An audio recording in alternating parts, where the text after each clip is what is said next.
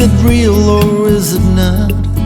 Hello from my floor in my living room, where I have just started a new knitting project I want to tell you about. So this is the first video of several videos about this knitting project, and I want you to come along and follow the process.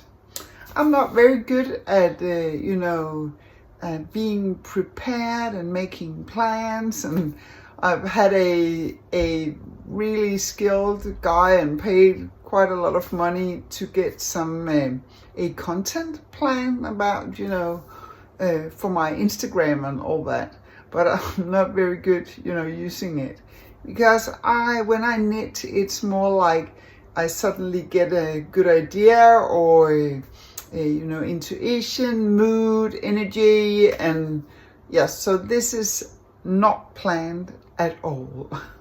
But I think that's the best, because then you get the unplugged me, and that's really the real me, and it's what do you say in English, authentic. I try to be just me, so you get me here unplugged. And my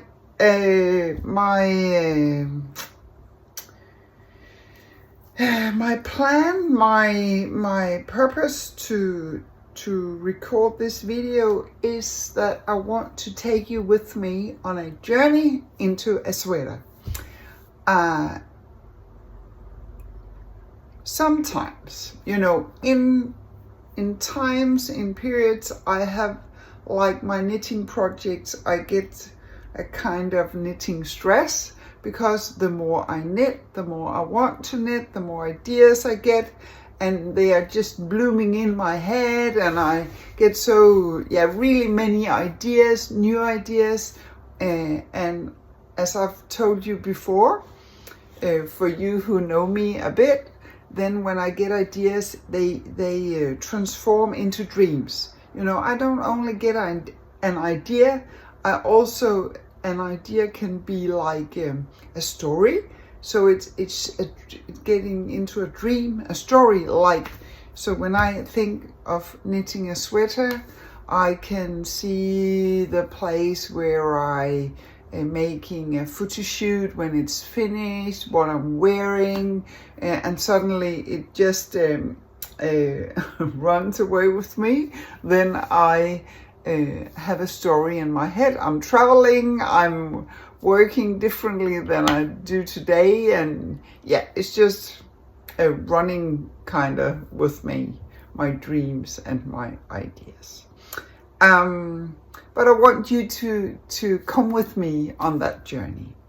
And and sometimes, I have loads of ideas, and I get this kind of knitting stress. And stress is often like a negative word, but it's not bad word here. It's just like, I'm just filled with knitting energy, and I, don't have enough time for all what I want doing. But then sometimes I'm in a period where I have all these knitting projects, but they just don't turn out as I imagined, and I'm not excited, and I knit a bit here and a bit on this, and I have a lot of knittings going on, a lot of projects, and sometimes my energy is a bit low, and I can't see, it's not really good. And then I get a bit frustrated, because I so much want to knit, and I know how excited I can be, and it's just really I get into this flow condition and just enjoy it so much. So therefore I get a bit frustrated when it's not that funny. But I know myself, I've been knitting always, like since I was a small little girl. So I know how I am in terms of knitting. And I've had a period with this, not inspired mood. And I have this, you know, when I made these 2 gongs, I actually got them here. I made this lovely sweaters, both the blue one and this gray one. It's really chunky knitting, and that has been quite hard on my right hand, and my right thumb is like, yeah, there is a Danish word for that, but I don't know what it's called in English, but it's like it's sore, and I should not actually I should not knit, but it doesn't hurt when I knit, it hurts afterwards. No, but then, you know, I have tried to not knit too much, and then, you know, I got uninspired and I was a bit frustrated. And then this weekend I have been away visiting family, and it has been so lovely, and we talk about knitting, and I'm walking and yeah, enjoy the family and have a good time. And suddenly, you know, it can be like, now I know what to knit, because I think you can imagine I have loads of yarn stashes, quite a lot. And at the moment I'm knitting and preparing and making designs out of my Irish yarn. And I know it's 3 years ago I went to Ireland, and I'm not finished yet, but I bought loads of yarn, and I really want to make this book, you know, book number 2 from this around the world with my knitting needles. I made one about New Zealand, and I'm working on a book about Ireland. So I have loads of knitting going on from the Irish yarn. But still I have these ideas and some favorite yarn, and the favorite yarn is from New Zealand, and it's this Touch Mohair from Touch Yarns in New Zealand, and that's really, really all time my favorite yarn. I have made some designs that fits to this yarn. I've made the Clyde sweater, Clyde sweater version 1 and 2. I've made a clone sweater. I've made this scrap vest. I have made the vest. I've made quite a lot of designs where I use this mohair. But Denmark is really far away from New Zealand, and of course I could buy some yarn, you know, online, and maybe I'll do that. But I have back a couple of years ago, I bought some yarn that I, you know, from the yarn company Touch Yarns. I'm sorry. And I bought a lot. I've done that sometimes, and sold the yarn here in Denmark. But it's quite expensive to get all the yarn shipped to Denmark, and I think that's not really good if we talk about the sustainability and environment. And I have looked for a similar yarn here in Denmark, and I actually have made some of my designs in the, I don't have this here, in this quality. Is from the Norwegian yarn company called Rauma yarn. They make this chook mohair. It's absolutely lovely. And I've also used the fluffy mohair from Cowgirl Blues. It's the same, chunky. I have a small left here, leftover. But the thing about this one, which is really lovely, there's nothing, you know, it's really lovely. I've used loads of this, but there is a binder, you know, inside the yarn, and that's made of nylon, or, you know, some it's not natural fibers. But the yarn from Touch Yarns, the mohair merino, it has this wool binder that makes a difference. And another thing though, it's both from the tube mohair and the fluffy mohair. You can find that in really lovely colors. But there is something about the New Zealand yarn. They don't have that many colors anymore, but the colors are just so lovely. Yes, and then, you know, I have something left over. I have some yellow, and I thought, should I make a Clyde sweater? You know, the one from my book, or should I make this scrap vest? You know, try to make the first one I made, to make that again, because I have a couple of balls of yarn in the lovely oatmeal. But you know, it's just like, nah. And then the way I work, it's like working somewhere in my system. As I said before, I don't make a plan. I don't, it's just happening. And suddenly I had this idea, because I've made this design called clone sweater. And the reason it's the clone sweater is because it looks like it looks a bit like the Clyde sweater. It's a sweater with the raglan and a high neckline, a turtleneck, and it's made the same way as the Clyde sweater from the bottom up.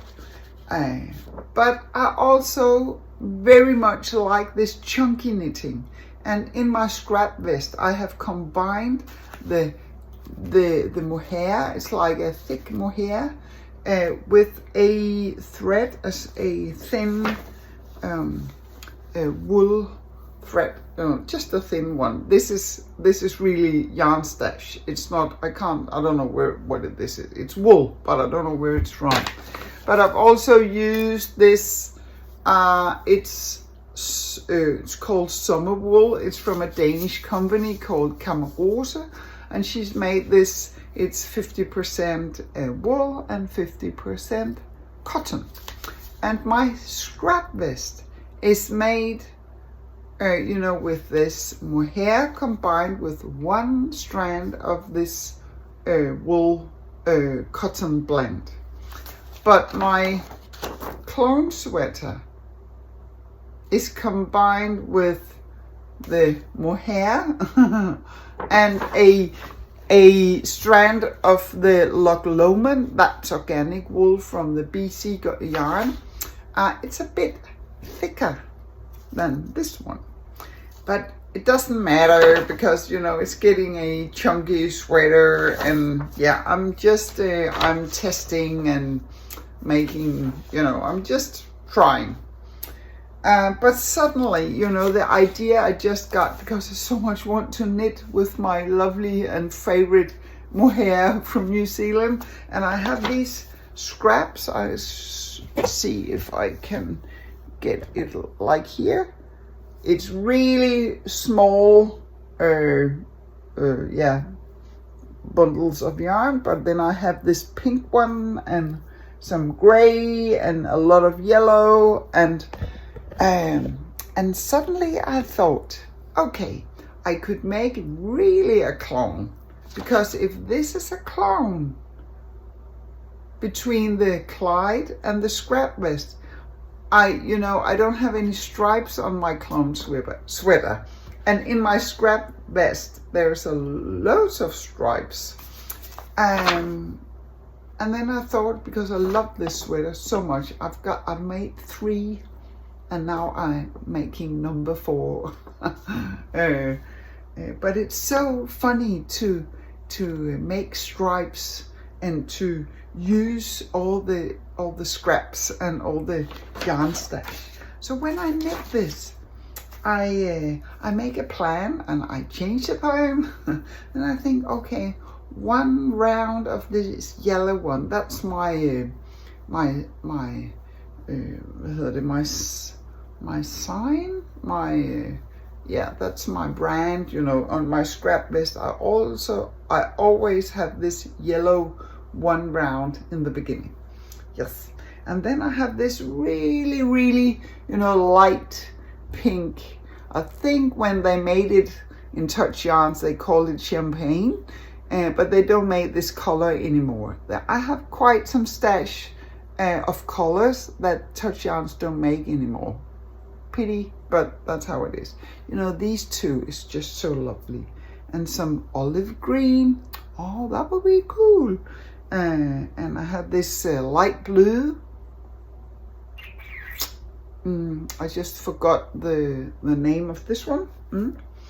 I have some really light orange. I have this denim blue, duck egg. I think it's called duck egg. Yes.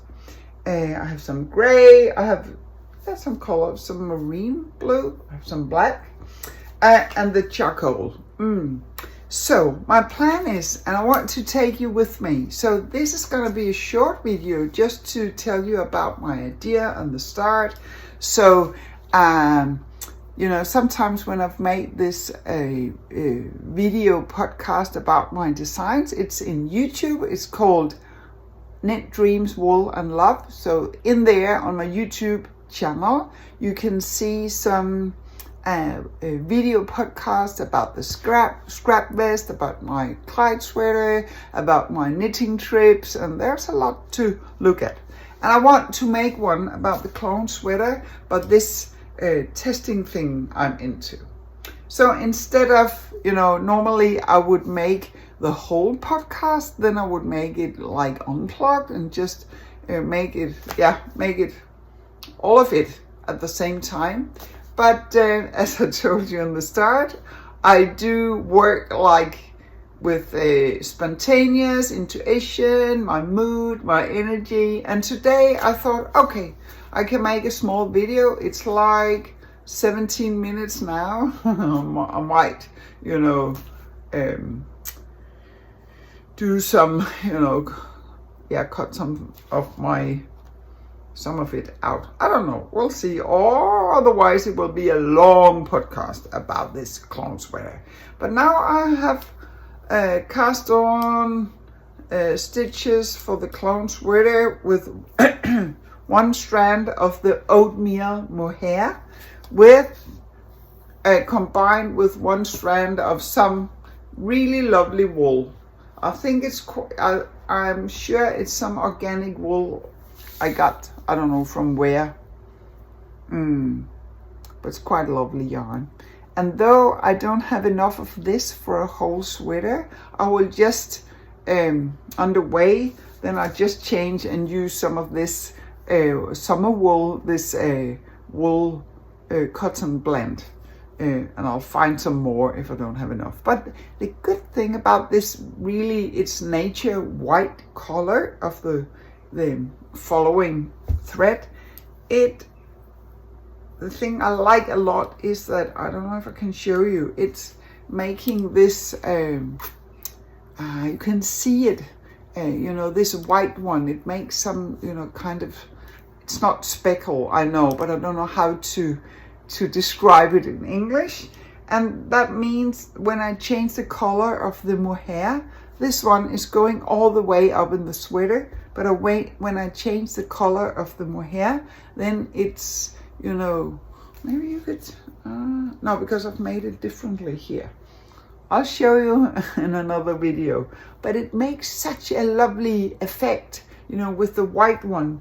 It goes into, you know, it shines through these bright colors. It's just, I just think it's so cool. So now I have started, and I have cast on stitches, and I will make this ribbing like 16 rounds. I actually start with one round of where I knit, and then I knit, then I make a rib, like knit 2 and purl 2, like quite a wide one.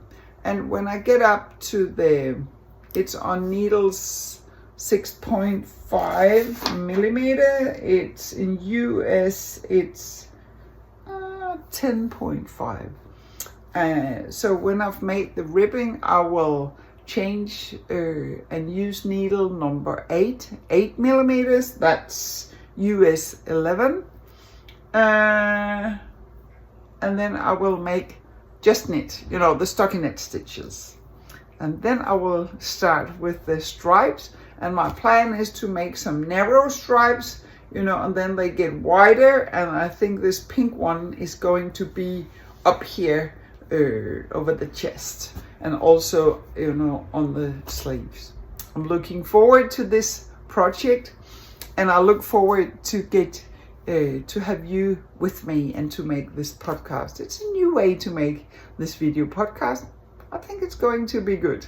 So yeah, hang on. When you see this, I have, you know, made it a whole podcast. So it's gonna be, I will record these videos, you know, throughout. I don't know how long time it will take me to make this sweater.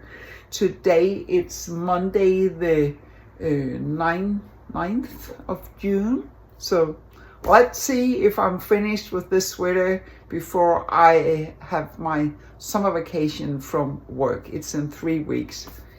That's in 3 weeks, maybe. You know, it's chunky knitting, so if my thumb work with me, I might succeed. We'll see. I'll see you in a moment.